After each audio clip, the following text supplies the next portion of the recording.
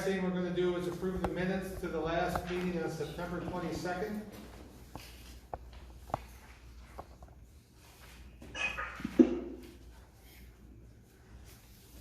I make a motion that we approve the minutes from the last meeting. Well, I'll second that with a point I want to make to Glenn is that I think we need a little bit more detail here.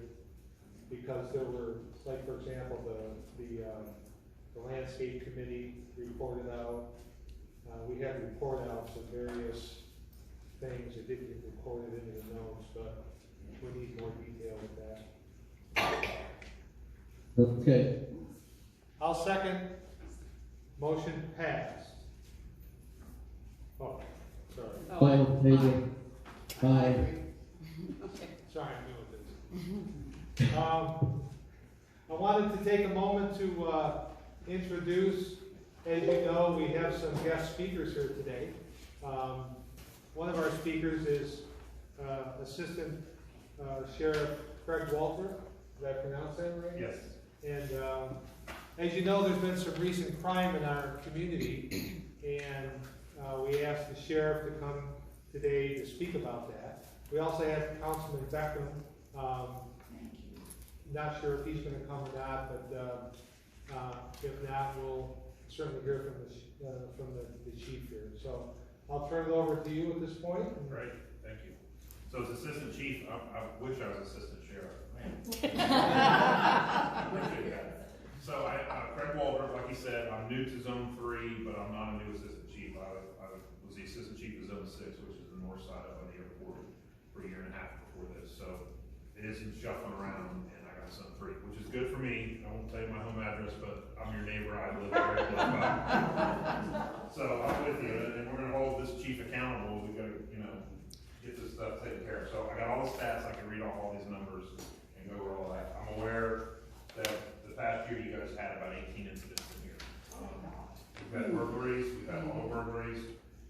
The most recent one was a grand theft, a catalytic converter off your car. So the new thing is now, they're using these battery powered cut-off tools. They're sliding underneath your car, cutting it off, and they get about $1,000 scrapping it. Wow. It is all over, everywhere all over the country. They're having these problems, and I'm surprised just one got stolen. Like everything else, they'll come and hit 5 or 6 cars. I've got a problem right now at Baptist. They're doing broad daylight, and the parking lot, just sliding under cars. They got these little cutoff things. So with that, like I was telling Glenn, or Steve, I'm sorry, I'll get your name. We made an arrest on this auto burglary thing, right? So you guys weren't the only community that got hit. We had them up and down. It was a juvenile. We can't link him to all of them yet, but we think he did over 40 of them. Wow. So detectives are working it. We've cleared a few cases. Like I said, if we don't have fingerprints, if we don't have video, if we don't have that kind of evidence, we're probably not going to link him to all of them, but at least we know who it was. We had an idea of who it was when you send emails and stuff. And I have one of my lieutenants here, so her officers kind of knew where to look and knew who it was.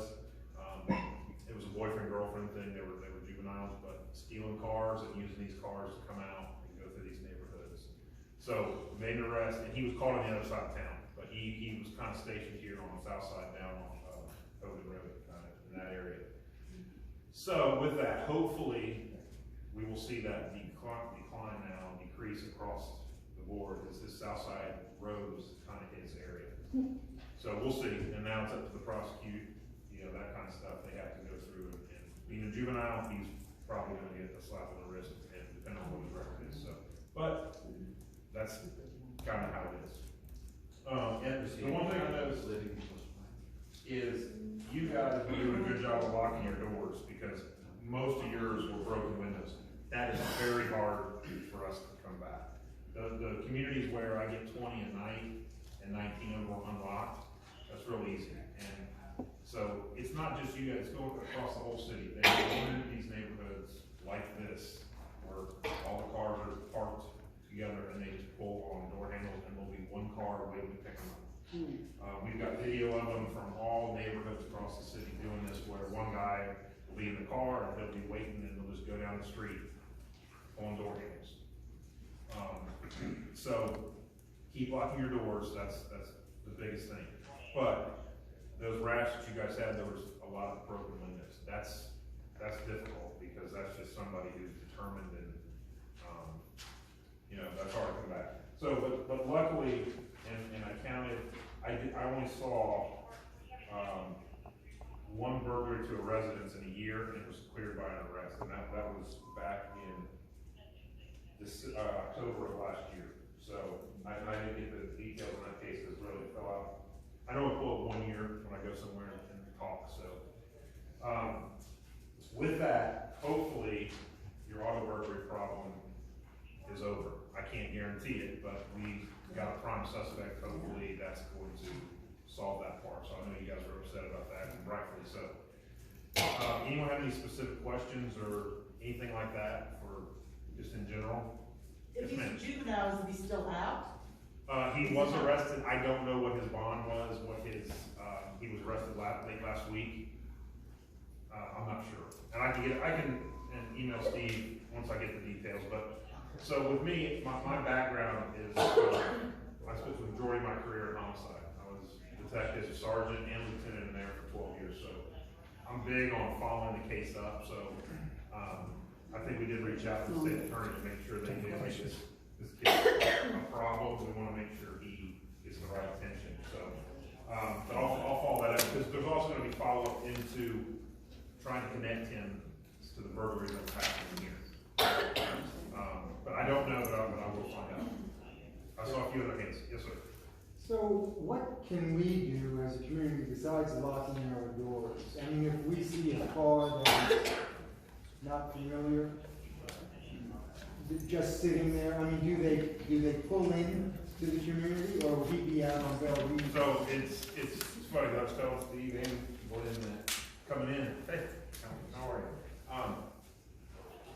I profiled a guy coming in, like, I saw a kid riding a scooter out, he was all dressed in all black, he had a hat pulled down low, he had a backpack on. To me, that just like, I'm like looking at him, like, okay, I'm gonna turn around and go.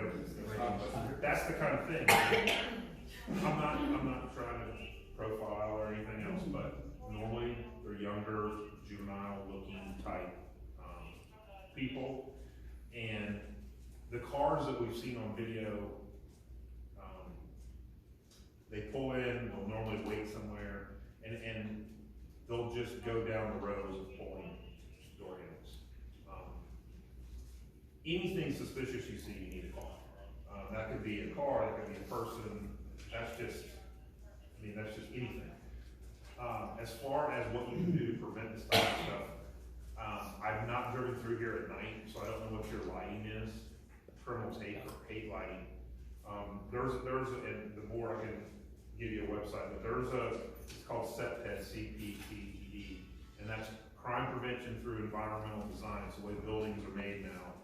How you do fencing, where you put your lights, where you put your entries, all this.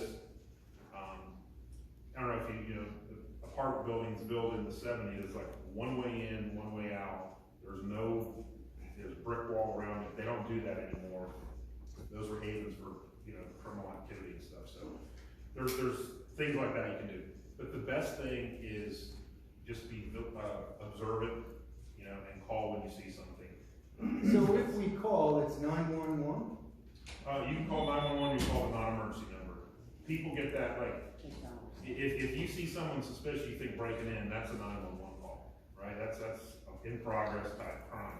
If it's after the fact and, your car got broken into or there's a traffic crash out there, you can call the non-emergency number. Those dispatchers, they'll route the calls where they need to go. And I don't ever discourage people from calling 911 just because it's the fastest way to get a hold of somebody. The non-emergency number is 630-0500. 911 is much easier to remember. They're going to route you as soon as you call to the right place. So either one. But if it's in progress or you see something, it's definitely a 911 call. Would you recommend motion cameras? So motion cameras would help, but the thing about cameras is they're great for after the fact. right? Unless you're sitting there, someone's sitting there watching that camera, and you see what's about ready to happen. It's great for evidence, don't get me wrong. Solve a lot of homicides with motion cameras. So, but in most cases like this, it's gonna be, you're being, you know, this is a targeted community. That guy knew the lighting, he'd driven back here, had seen it before, and now he's caught. So, we'll wait for hopefully nothing, but you never know. So you put this, the lighting is the biggest thing. You know, in the middle of the night, 2 a.m., it's bright lights out there, they don't like that. Obviously, they don't want to be seen doing what they're doing. And we're working ATM theft right now, and the guys are covered head to toe. We got them on video, but you can't tell who they are. So you can have all the preventive measures in place and still get hit, and communities have that. And I've talked with them as well. It's unfortunately, there's no way to prevent it. There's just ways to try to mitigate as much as we can. Have you ever had it where it was a resident of the community that was committing? Oh, sure, absolutely. Children of the people who live in there, grandchildren of the people who live in there, friends of the family members, absolutely. Employees, like let's say a landscaping Employees, company, they hire, it's just an idea. yeah. So I was a burglary detective too, years ago, and we used to get that. The landscaper would break into the lady's garage while she, he was cutting her yard, or the pool guy, all that stuff. We get all that. Unfortunately, there's criminals out there in all walks of life, and that's where we come in. We had a number of other people that asked questions, Chris, so if you don't mind, we're gonna have, Glenn. Sure. Chief, this one's from a resident. As a law enforcement official, what are your thoughts on residents patrolling the complex after dark, i.e. 12 a.m. to 6 a.m.? I don't like that. It's just, unless you're trained, what are you gonna do? I mean, I don't say that, but let's say you did come across this 18-year-old who was doing this.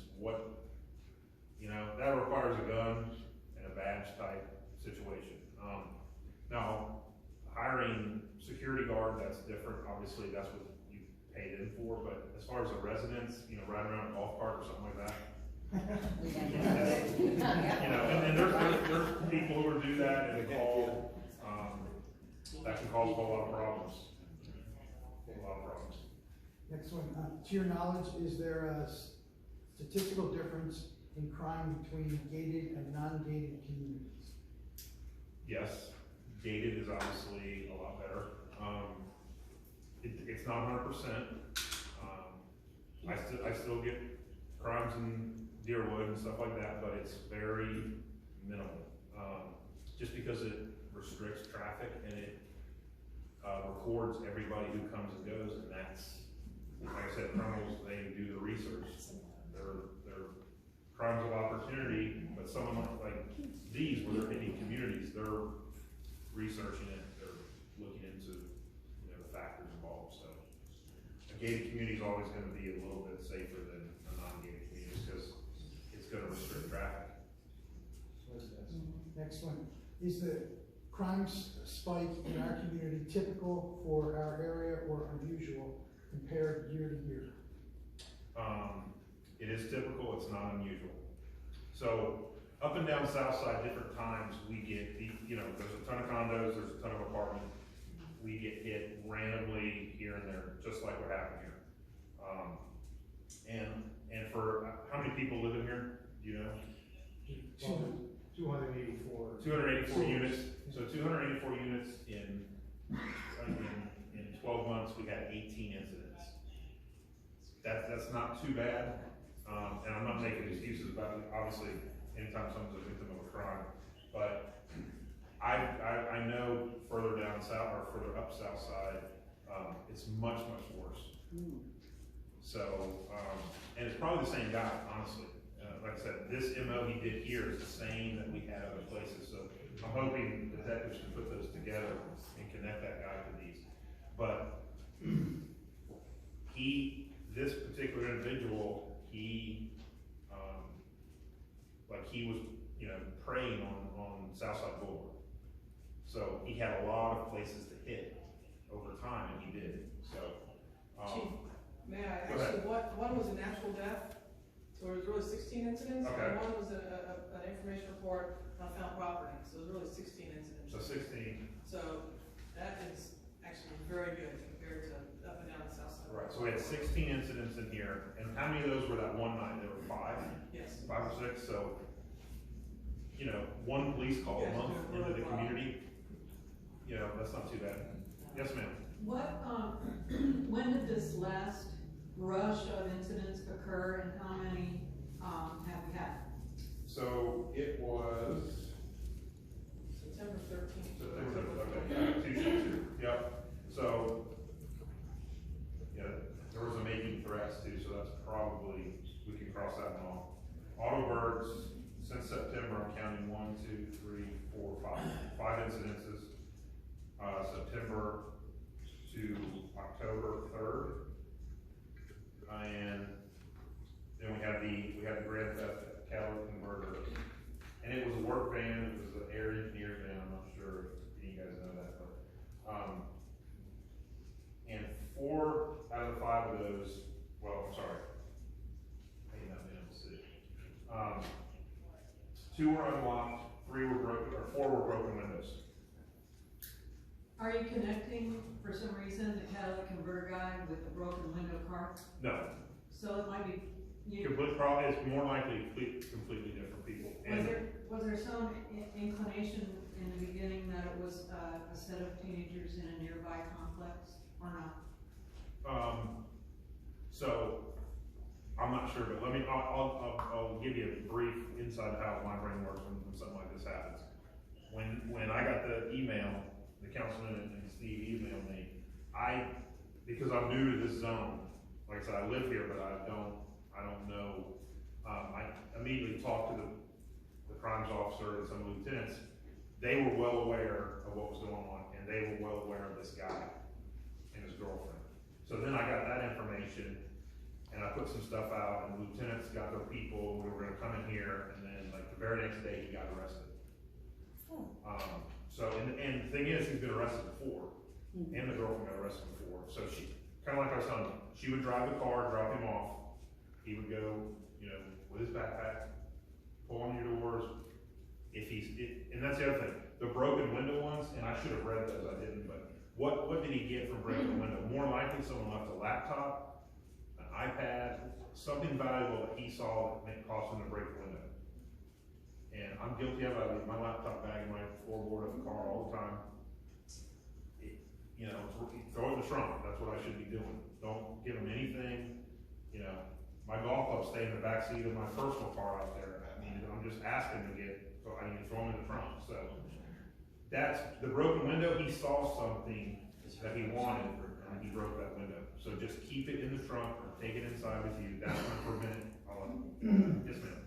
Chief, last Thursday, about 6:30 in the morning, there was someone, it just felt like New York City all over again. Left the car for 10 minutes, went upstairs to just say goodbye to the friend she was visiting, came down and had not locked the door, and the car was vandalized and things taken. So is this juvenile out on bail? When was that? October, 6 days ago, would be October 21, last Thursday at 6:30 in the morning. It was broad daylight. Obviously, a crime opportunity. That's an opportunity. So more than likely, that's someone who lives in that building or was visiting someone in that building. That's how it works.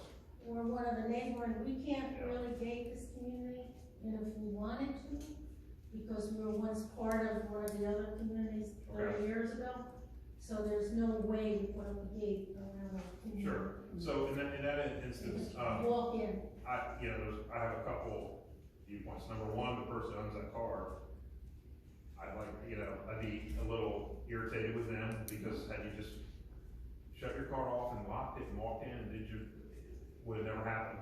And, you know, you didn't cause anything to happen, but you didn't help prevent it. And it's, you know, you're in Jacksonville, Florida, it's a big city, there's a lot of people. You know, I'm from a very small town. We locked our doors, our car, I mean, less than 5,000 people, like, crime was nothing, we still lock, you didn't leave your car running. You're just asking for trouble when that happens. So, that one's hard to prevent. That's very hard to prevent. Yes, ma'am.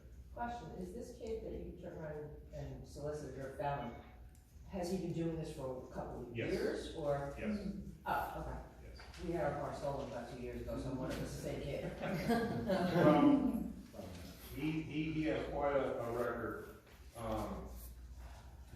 And I know they have him on.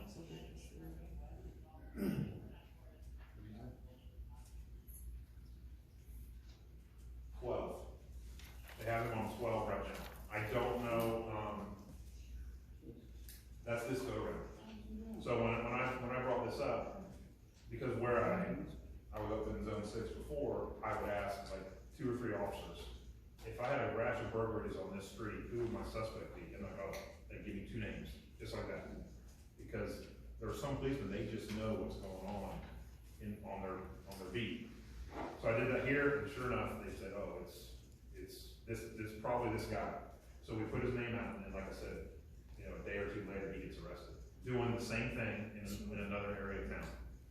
Okay, so, like I said, I can't guarantee it was him, more likely it is, and like I said, the couch converter thing is completely separate. Yes, ma'am? Have you increased your, coming around in the car? So yes, the And patrols, when do you come? so we don't, You don't know? we don't know, you don't know, I don't know, they come, at all hours. I wanna know. Right. And it's just like any other, I don't wanna say business, but police have all these things doing, people call them. When their free time allows it, that's when they come at 2 in the morning, 3 in the morning, and it's different shifts. So, Lieutenant Rossman has 2 or 3 guys that they're out doing deployments. Well, then the midnight shift comes on, they have 2 or 3 guys. So they're all gonna be moving in and out, not just this community, but other communities down south side and all over. Zone 3 is a big zone. We leave the city in auto burglaries, even though I'm up just a touch. Like I said, I'm just getting familiar with these numbers. I could recite zone 6, it was so small. So we're up 2.78% this year in auto burglaries. We've had 998 auto burglaries this year in zone 3. So now COVID has a little bit to do with the numbers. I'd like to know what it was in 2019. When COVID had everything, all our numbers kind of got skewed because businesses weren't open, people were home more. I know the homicides went up, I know that, but that's a whole other story. Question over here. Okay. If it continues, do you guys ever pay the cars? Yes. Yep, we have baited cars, we have baited motorcycles, we have all kinds of things. So yeah, if it did Is that an continue, option that makes? yes, if it did continue, we would do different strategies for sure. Sir? If you have a website for crime mapping, can you email that to Glenn so that we can all, Sure, it's jacksheriff.org, isn't it? And that you can get this, but it has does it have mapping? So whatever the main, I'll get it, jacksheriff.org, you can get to it there, I'm not sure, I will email you the direct link, but the main website, you can get to it, and then I know there's a transparency page, and then that crime mapping tool is on there as well. Yeah, all this stuff I've talked is public record, you guys can pull it up. right. I don't think you pull a juvenile's name up because I think they protect the name, but, we'll see. Would you be able to come on our property or someone just kind of go around and give us some recommendations, in a night shift as to what we could do for? Yeah, we can drive through the night and kind of get a feeling of the lights and stuff like that. But if you really, there's, I was telling you that organization, it's called SEPTED. Yeah. And it's something they sent us to a class years ago on it, they all laughed like this is boring, we don't want to do this, young policemen. Well, it turns out that they was right. And, changing fencing, changing vegetation, changing lights, is a way to do this. Now, you can hire these people, obviously, to come in and they'll do all kinds of stuff, I'm sure it's very expensive. But, Yeah, we can have someone do that, just from a lighting standpoint, I'm not an expert on, you know, where to put lights and cameras and stuff like that, there's people, but I don't mind coming through and at least give them some recommendations. Okay, good deal, thanks. I'm not aware, but have there been any robberies on our property within the last 6 to 8 months? No robberies. So a robbery is me putting a gun in his face and taking his wallet, taking his something like that. That's person to person. A burglary, that's a break-in. Okay, so there was one break-in, and it was cleared by arrest. I didn't even pull it because this was October 28th of 2020, so a year ago. And it was a burglary to a residence, and they cleared it by arrest. Chief, we had a funeral, again, that was attacking, burglarizing homes when there were funerals. And one of our neighbors, his wife passed away, and while he was at the funeral and memorial service, his gun was taken and $100 in cash, and there was a gang infection, so eventually arrested that was doing this when they were funeral. So that's the one person. There's criminals of opportunity, right? And there's professional criminals. We don't really know where we're at until we catch them, we figure out what they're doing. But, you know, obviously, it takes some planning and thought. If they know there's a funeral and they come in and they burglarize someone's house. Could that be someone living here who knows that? Yeah, or at least associated with someone living here, sure. And I know, you know, we get break-ins, Deer Creek, Deerwood, same thing. It was a friend of some kid, you know, over there, and same thing. So you can be as vigilant. We can do the best security camera that we can gate this place up, and we can hire a security guard for hundreds of thousands. We're still going to have problems. Not as much, mind you, but we're still going to have problems. Deerwood's got them. Queens Harbor's got them. They all got them. It's just, you know, they're less when you have those gates, and it's only because of traffic, right? We still get the burglaries and everything else. It's just there's less because it restricts traffic. Any other final questions for? I have one more here.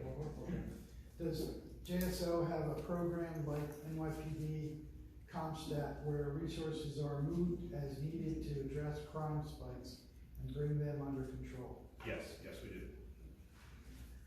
And it's every Wednesday, 10 o'clock. I have to prepare for it.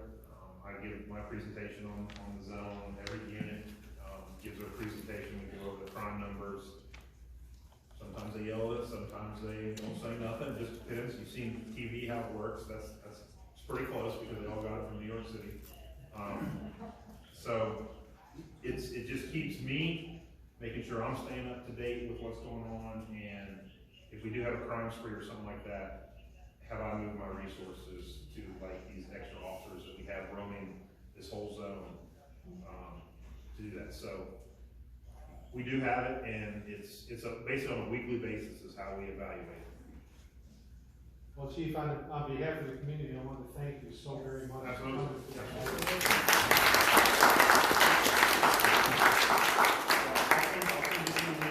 You can share with everyone, and then if we have any kind of more incidents, we'll address them. If I need to come back out, talk to you guys. Thank you so much. We appreciate it. We also have Councilman Beckton. Here. I'll turn the floor over to you for things that you might want to say. Okay. And if you don't need any councilman, I'm going to go ahead and go ahead. Okay, thank you. I appreciate it. Thank you.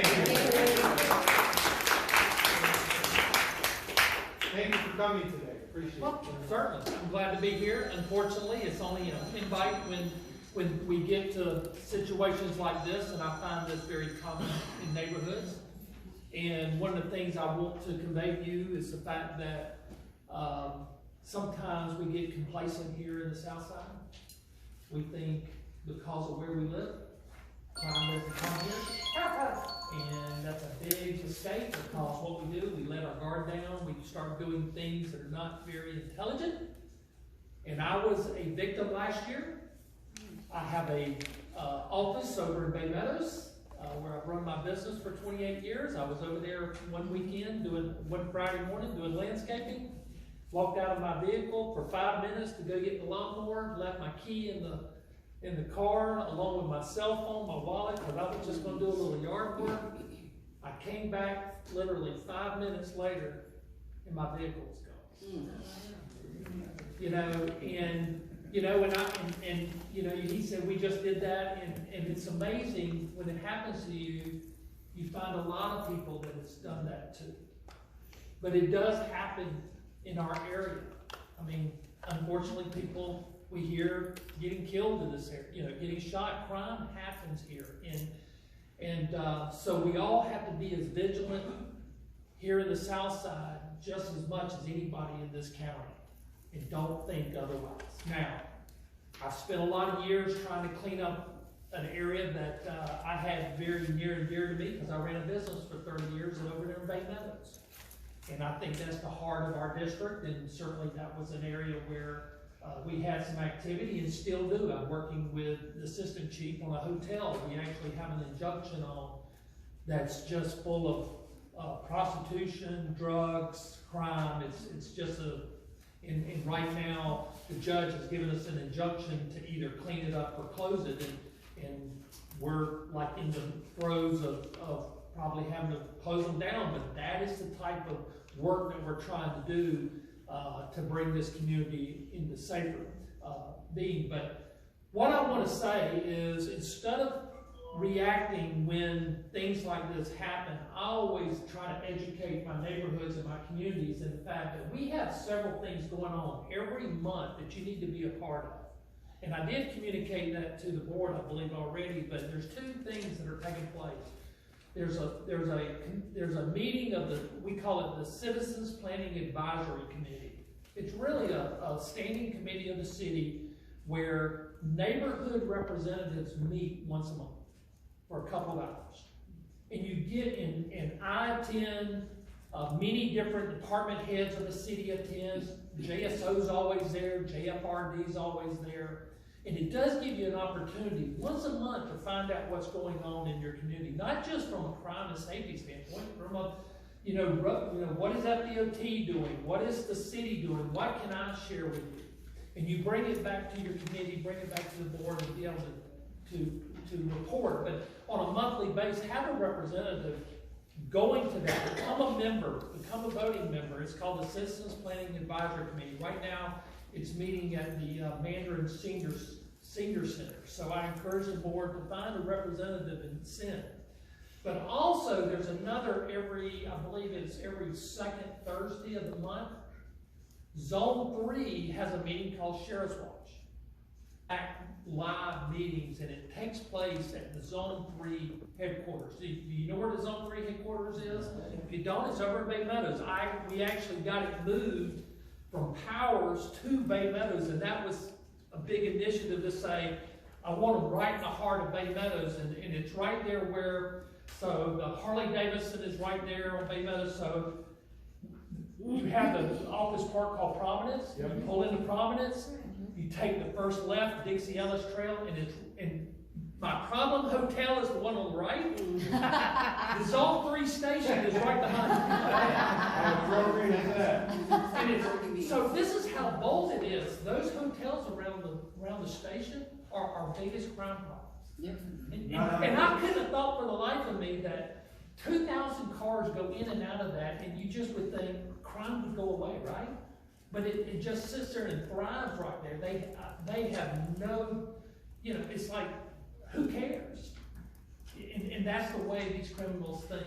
So I'm really, and it doesn't have to be a representative from the association. Anybody can go and you can join, become a member. It's once a month, but you get to talk to these guys once a month and tell them what's going on in your neighborhood. Not just make it a matter of when something blows up like this happens.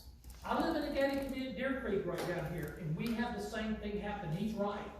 And a lot of times, what we have found in the past it's been a son or someone of a resident within the community. It's kind of like the crime, you know, is within your own, you know, community, neighborhood.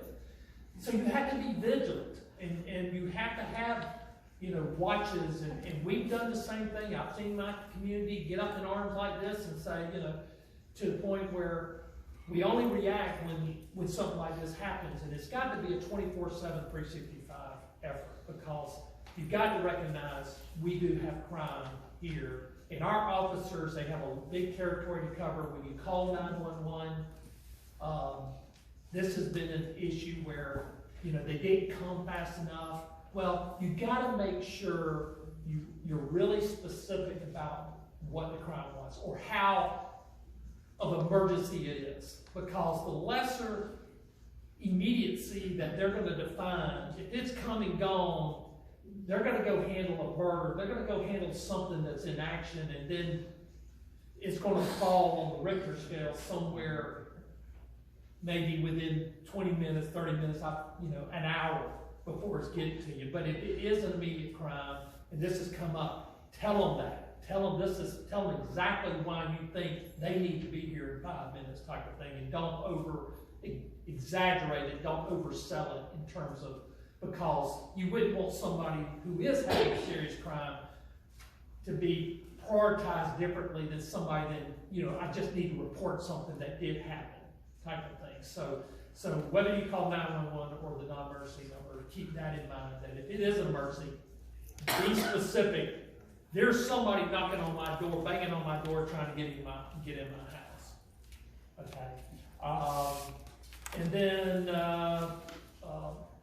other than that, I'm here for any questions, and certainly, like I said, I do have one. Sure. Does Jacksonville have any sort of community grants specifically for security of properties that we could tap into? You know, so we got a grant going on right now that I just published. And if you're not on I'm the most connected council member that we have, because I'm an IT guy. I have a website, DannyBeckman.org. I have a newsletter quarterly. I publish through Nextdoor. And if you're on Nextdoor, you would have seen this notification. I did a blast about a week ago. Okay, you got my vote. Okay. I've got about 26,000 people on Nextdoor that I push out information to, and it's only to push out very good information. And there is a grant process through the neighborhoods department right now. How you have to go in and see the rules of it, but it's up to $5,000 for a matching grant. Yeah, we know that. Okay. That's like this beautification grant. So I would think, I didn't know if that might be could use for some kind of broader, like lighting, or you want to enhance those type of, check into that. That's the only grant that I know to answer your question. Okay. That comes to mind. Okay. Right. What other questions out there do you have for the council? What days do you meet? You said you do it once a month? I'm sorry? You said that you meet once a month?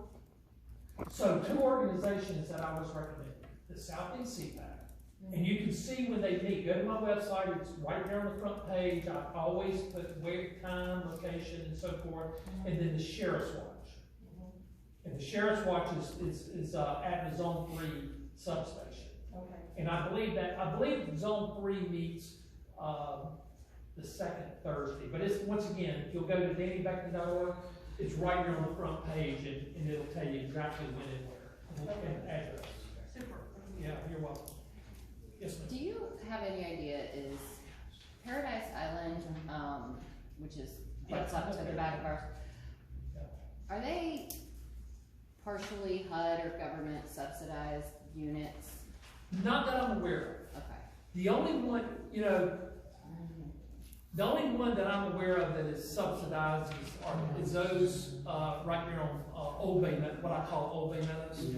Yeah, there's like 2 facilities. Those are the only ones that I've ever come to know that I've asked that question and try to figure out, in our neighborhoods. But Paradise Island is just been around a long time. It's been through several different owners and so forth, like a lot of communities. But I don't find it, to be honest with you, I don't find it any more of a issue than any place else. So I know we saw the fire, you know, a few years ago. There's a lot of flashing lights over there often. Yeah. And, you know, I didn't know if, I mean. I don't hear anything, to answer your question, I don't hear anything beyond what you hear in the news sometimes specific to that location. And I really, and from a big scheme of things, I think we are relatively blessed in the fact that we don't have some of the areas. My biggest area are those hotels over there on Bay Meadows. Okay, to be honest with you, they're commercial, and we're trying to attack those per se. So, so we're, you know, I've been doing this for 6 years, and that's my assessment. I mean, they might point to the apartments probably between Bay Meadows and JTB on the left there. They're older, you know, a little less. The rent's probably a little less, but most of the multifamily, and I find residents picking on multifamily a lot, but multifamily in this side of town, heck, their rents are more than most people's mortgage payments. So it's not, you know, so you can't relate that. It's just a matter of you have cars that are not in garages, right? And it's uncommon for people, stupid me, to leave keys in the car, leave your car unlocked, and think, I'm only going inside for 2 seconds. And it literally took less than 5 minutes for somebody to steal my car, and I never saw it. And I was never any further away than probably that car parked in that parking lot. And here, I just went around the building and came back around. And it's like, wow. So. Anyone else? Well, so I will say this. So if you have any complaints about Southside Boulevard, FDOT will be milling and paving it starting next summer. So there'll be some you know, that whole roadway. That's just one thing I know residents along Southside. But my community often. Are they going to be widening it? No, they're not widening it. They're just going to be milling and paving it. They're just going to be. It's pretty rough and needs some upgrades. So I just figured that's out your front door and you might. Yeah. Heading down towards Phillips. Yes. Yeah. Yes. Yeah, that is South of 95. Yes. Well, we sincerely appreciate you coming tonight. And taking time out. Well, sorry I was a few minutes late. Anytime, Could you give us your website again? DannyBeckton.org, DANNYBECTON. BECTON, and my email is dbeckton@coj.net. And if you ever have any questions, concerns, or anything, please don't hesitate to email me and contact my office. So, but yeah, get on my newsletter, because if you even go to my website, a lot of the questions or a lot of things that you're interested in, I go ahead. Somebody's asked a question, I go ahead and usually do a story on it or get answers. And I've got a lot of. I did an interview with FDOT a couple of months ago, and I've got a whole story on all the projects going on in the south side that FDOT is going to be working on in the coming years, and those type of things. So don't hesitate to learn more about what's going on around you, because that's what I try to do is help educate. Thank you so much. Did you say you have a landscape company? No, I'm not in landscape.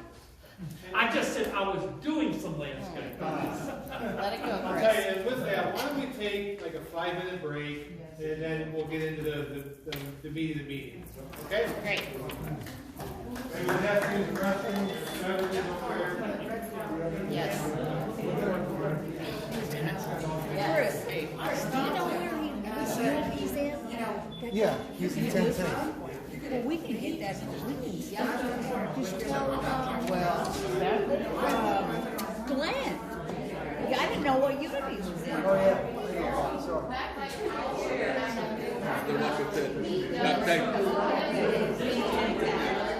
Got that license plate. I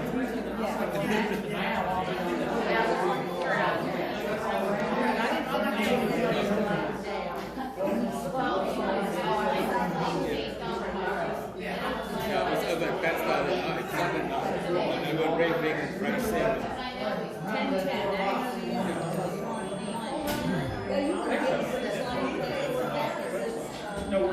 We're all in agreement. No, they're in the garage. You just push it in and Oh, I know. we took them out. Everybody can hear him and I don't know, because they apparently both work from home, so I don't know if they want to make that big up.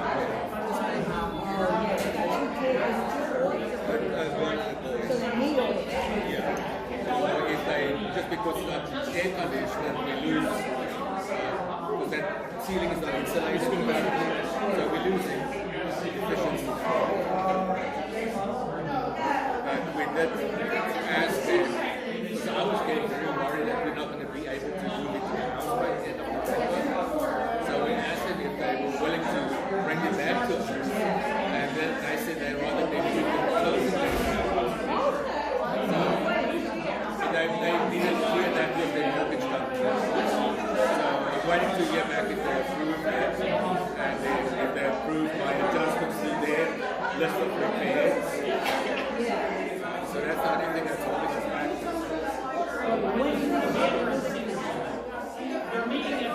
The bowling is out this week. He's not in town this week, but he said that from next week onwards, he must bring the updated. I think he knows, because we told him, you know, we need in by the end of the week.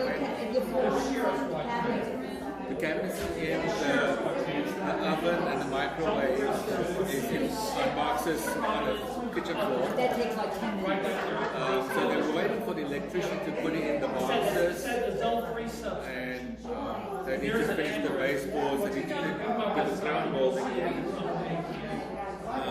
then the outside stuff. And when I was there on Saturday, it seemed that they already started trying to level off the driveway area. No, it's just gonna, I guess, compact it and then the pavers on top. They don't have a whole lot. No, I guess it's just to get the people in there to do this stuff.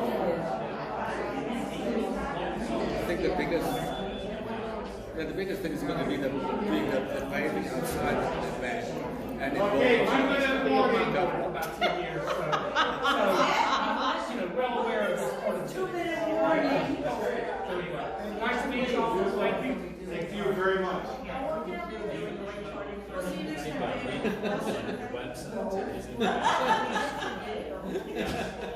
Scroll down the street. That's so far enough. I'm gonna be walking over here. With your black hoodie.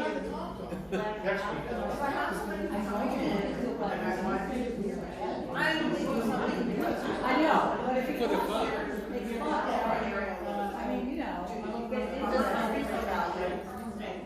No. you will tell them.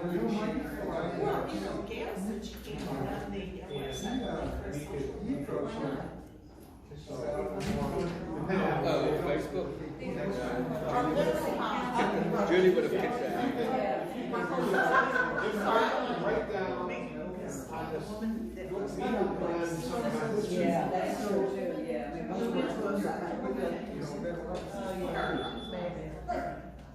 No, Facebook is Julie's Facebook and not one in, one out. Julie must have kicked that out of the group.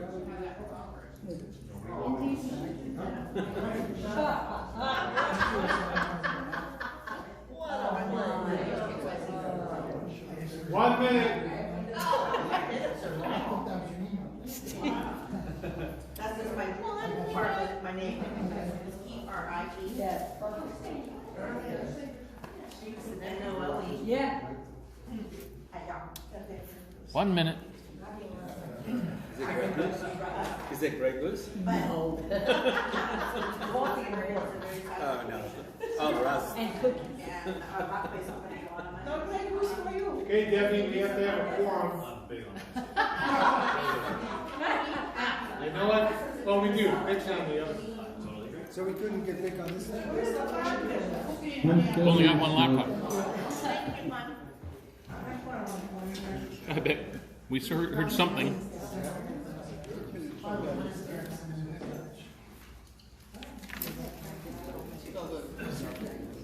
All right, we'll get back at it here. First of all, thank you all for allowing them to speak and for your participation and your questions. That was great. We're all a community together, and you know, these kind of things they need to know. We'll go through the treasurer's report here. As indicated to us in the beginning, Castle would need the full 90 days to have a completed financial statement for us. They're on pace to meet this goal. Castle continues to work with our banks to validate funds and transfer them to accounts that are favorable to us financially. One thing I will mention regarding that is that the banks, they won't close accounts until all the checks from the accounts have passed through. So we're waiting on a couple of banks for that. Additionally, FSR has been, you know, very difficult to get financial statements from. They aren't transmitted into Castle, which is disturbing. So Castle has gone great lengths to get that information, and they're working with actually Castle's president of the company, or excuse me, FSR's president, to get this information. Our reserve funds continue to build, and we should have enough to pay for phase 3 roofing project. We're certainly very close by now. When we receive the first statement from Castle, we'll be reviewing this. The invoices that have approved over the course of the last month are normal charges that were budgeted. Nothing was out of the ordinary. That's come to my eyes through the invoice approving portal that Castle has. We have a few proposals that we're waiting to see where we fall financially by the end of the year before we approve. We're taking great pains to not go overboard on spending going into the end of the year. I'm still anticipating making budget by the end of the year. We received another item. We received the first draft of the budget through email from Castle. The board reviewed it. We weren't happy with the first draft, so we asked Castle to go back and sharpen their pencil. And one of the large items that everyone needs to know is that the insurance costs throughout Florida has really gone through the roof. Oh, yeah. I know you've seen on your property, your personal property and all that, but we've had quotes as high as 20% increase over what we're currently paying, down to a low of 13.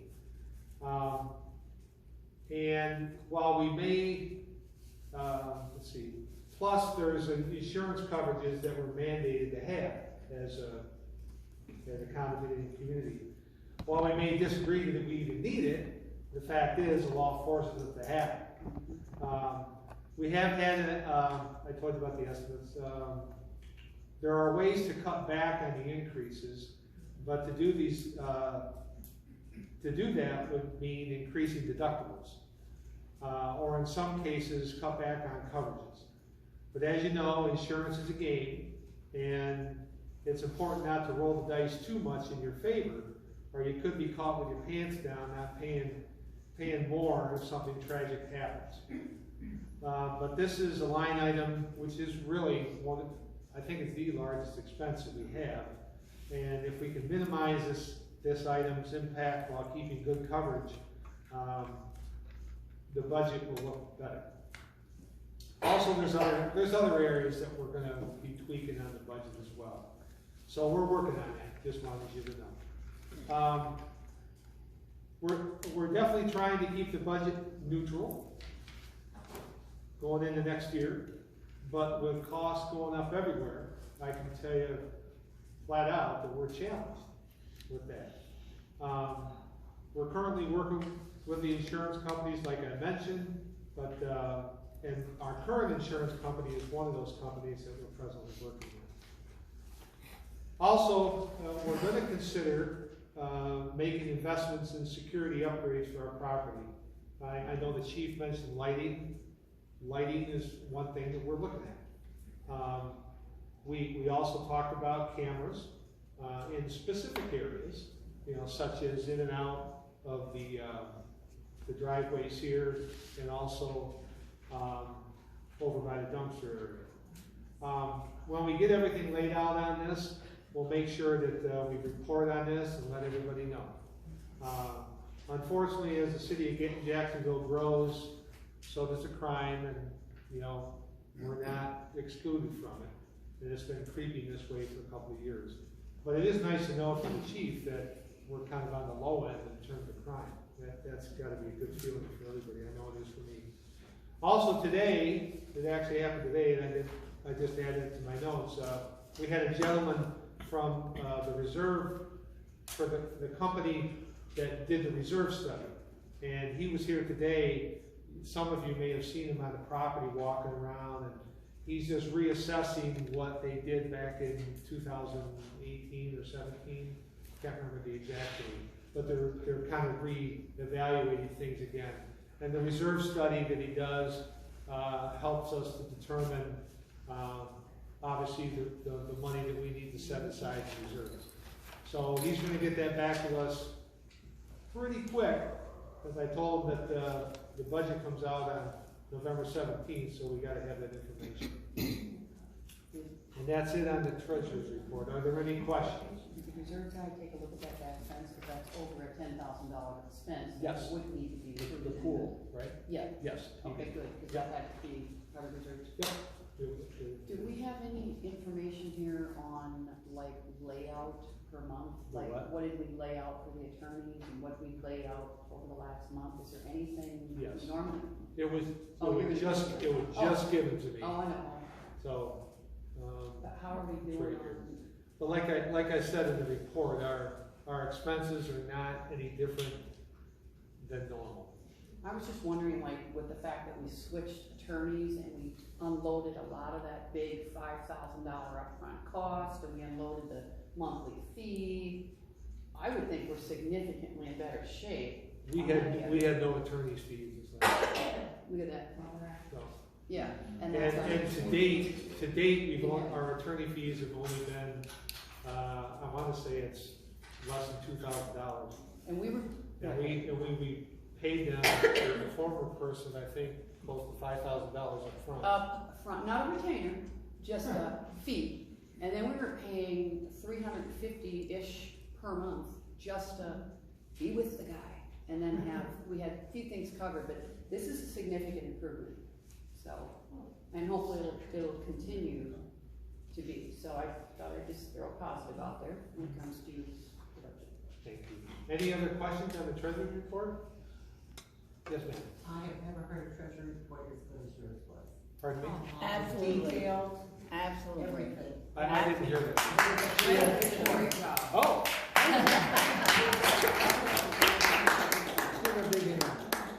Yes. Okay, manager's report. Okay. Throughout the month, as was discussed when the chief was here, we, Just speak a little louder. Yes. You're gonna have to in your face. one of the things we've been addressing throughout the community has been the lighting. The chief indicated that that's a major deterrent. I've met with several contractors to ride the property in the golf cart with them and pointed out different areas that we need to have addressed.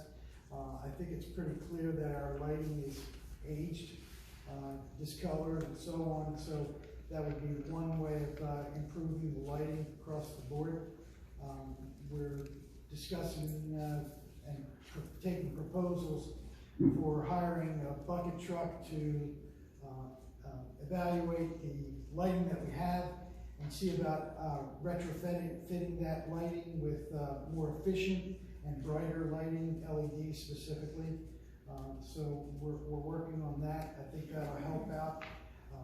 Steve and I have spoken, and he also feels that there's some voids in the coverage of lighting, and there might be some additional lampposts that may have to be installed. So we're getting pricing on all of that to make some financial decisions. Steve mentioned about the budget. These are all things that contribute to our expenses, and security cameras are in with that as well. So just to let you know, we are taking this crime issue very, very, very seriously, and we're working to turn around and do what we can as a community to combat the delinquents, for lack of a better term.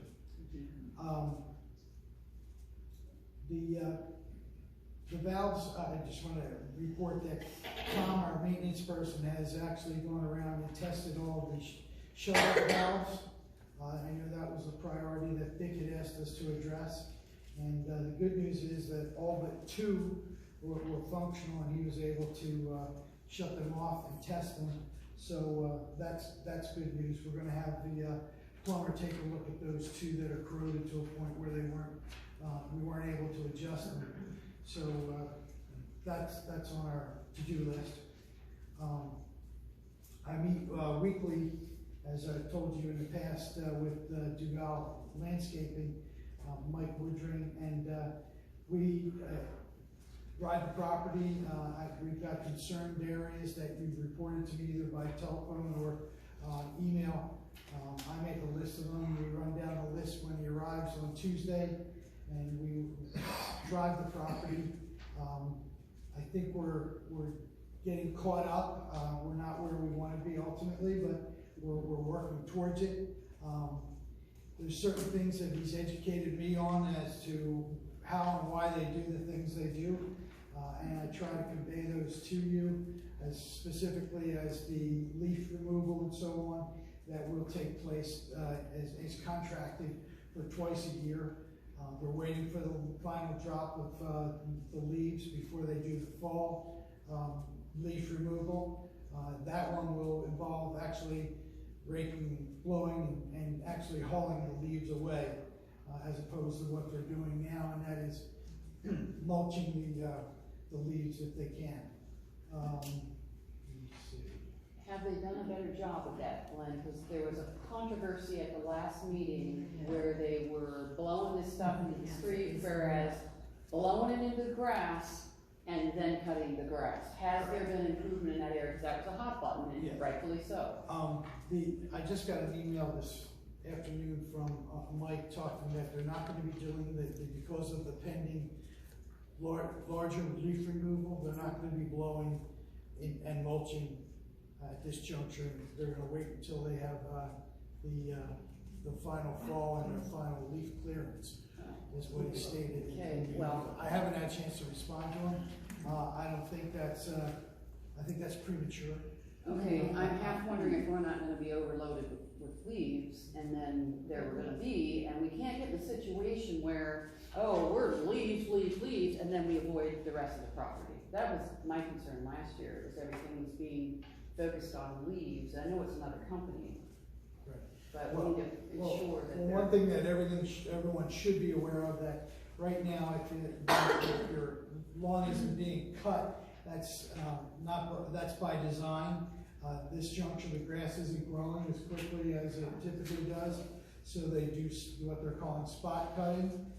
If you feel that your property or your location needs to be addressed, again, I can put it on my list to discuss with Mike on Tuesdays, and we'll make sure that it gets addressed. But like I said, I'm learning as we go how the contract was written, and we even went back thanks to the link to YouTube to see about their presentation and what they discussed as to what they were going to promise. Mike has viewed it at this point, and he's talking to his supervisors to make sure that they deliver on what was promised. So it's a good sign. Yeah.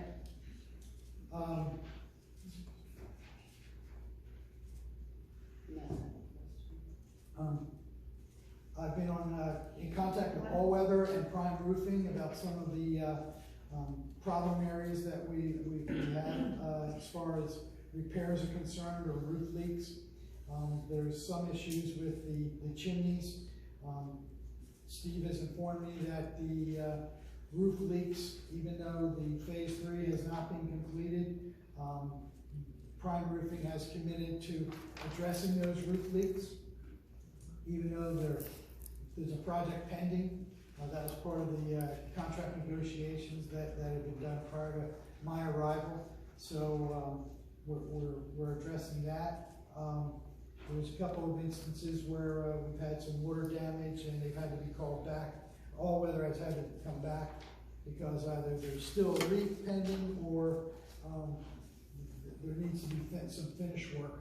And I've been in contact with, their supervisor, excuse me, to make sure that, someone, other than a worker comes and sees, does an inspection, because a couple of instances we're not satisfied with the job that they're done, have done, and we want to follow up to make sure that before we pay them, we address those problems. What about Do the you know gutter, if- gutter issue? Hang on. Do you know if, that one unit in, number 9, building 9 got taken care of? Which was it? Yeah, that's, Yeah, remember, they didn't, that person sent us an email and said that they didn't do a good job. yeah, Did we go back at them? no, well,